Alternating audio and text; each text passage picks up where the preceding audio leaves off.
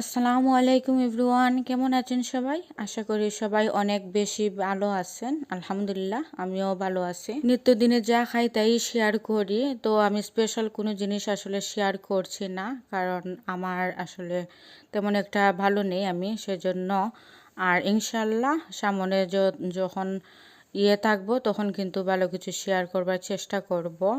তো আজ আমি ওই যে শিম দিয়ে মানে তরকারি রানবো, তো সেটি শেয়ার করতেছি। তো ডক্টরের কাছে গিয়েছিলাম, প্রচণ্ড বমি হয় আমার, কেন জানি এত বমি হচ্ছিল।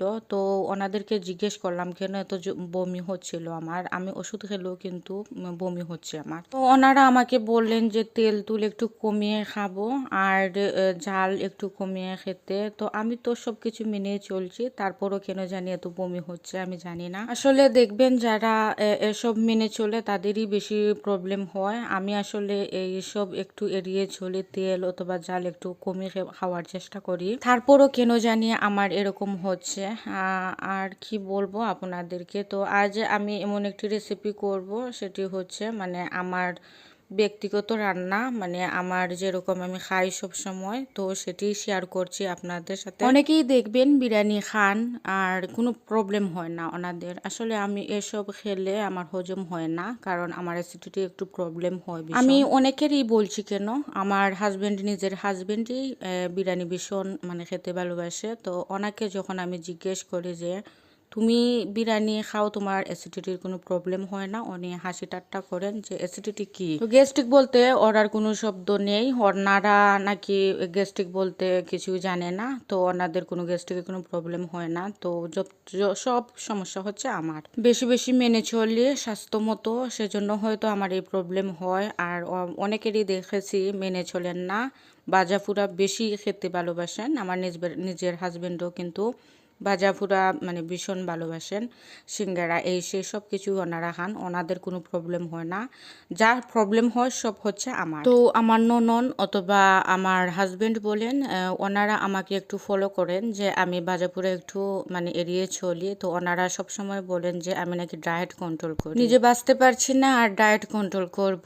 বলেন এরকম কি ডায়েট কন্ট্রোল করা যায়, যে নিজের রুচি মতন কোনো কিছু খেতে পারলেন না আর ডায়েট কন্ট্রোল করলে? এই তো প্রচণ্ড ইচ্ছে হচ্ছিল জাল খেতে, তারপরেও কিন্তু একটু কমিয়ে জালটা ব্যবহার করব, কি আর করার, কিছুই করার নেই। এই তো সাফিলা মাছ রান্না করব। তো আমাদের সিলেটি ভাষায় বলে ফুগা মাছ, তো আমাদের ভাষায় ফুগা মাছ বলে, আর হয়তো এক দেশের গালি আরেক দেশের বুলি, তো ঠিক এইরকমই। এই তো 2-3 কোয়া রসুন আর একটি বড় সাইজের পেঁয়াজ আমি গ্রেটার দিয়ে গ্রেট করে নিয়ে এসেছি, আপনারা দেখেছিলেন হয়তো। আর কয়েকটি কাঁচামরিচ আমি ওই যে টুকরো টুকরো করে দিচ্ছি। মাঝে মধ্যে দেখবেন আমি হয়তো একা চলতে পারবো না, আসলে সময় বলে দে কে একা চলতে পারে আর কে একা চলতে পারে না, আসলে এই সময় আসলে সময়ই ঠিক বলে দেয়। আর কখনো কখনো দেখবেন আপনারা যে হয়তো আমি ছাড়া ও চলতে পারবে না এরকম মনে হয়, আসলে সময় হলেই কিন্তু বোঝা যায় কে কাকে ছাড়া চলতে পারে কি না। সময় তার নিজ গতিতেই চলে, তো মানুষ চলবে না কেমন করে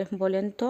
তো মানুষ কিন্তু ঠিকই চলে যায়, তো কেউ কাউকে ছাড়া চলতে পারবে না, আসলে এটা বাবাটাই ভুল। এর মধ্যে দেখবেন কেউ বিপদে পড়লে এমনটা মানুষের মনে করে, অহংকার করে যে আমি না ছাড়া ওকে কেউ উদ্ধার করতে পারবে না। তো দেখে দিবেন এক সময় আসে যে ও উদ্ধার হয়ে যায়, কেউ কাউকে করতে হয় না, সাহায্য করতে হয় না, তো আল্লাহ ভরসা। তো আমি আধা চা চামচ পরিমাণ দিয়েছিলাম হলুদ, আর 1 চামচ দিয়েছিলাম লবণ, আর ধনিয়ার গুঁড়ো কিন্তু দেব না, যেহেতু আমি কোনো তেল তুল খাচ্ছি না। আপনারা চাইলে তেল ইউজ করতে পারেন। অনেকেরই কিন্তু আনইজি ফিল হতে পারে যে এরকম খাওয়ার, তো আপনারা চাইলে কিন্তু তেল ইউজ করতে পারেন। আমি আমার মতন খাচ্ছি, তো চাইলে আপনারা ট্রাইও করতে পারেন। এই তো আমি বসিয়ে দিলাম চুলায়, তো চুলায় আমি কিন্তু ঢাকনা দিয়ে ডেকে রাখবো ওই যে, আর যতক্ষণ না পর্যন্ত সিদ্ধ না হচ্ছে শিমগুলো, ততক্ষণ না পর্যন্ত আমি ওয়েট করছিলাম।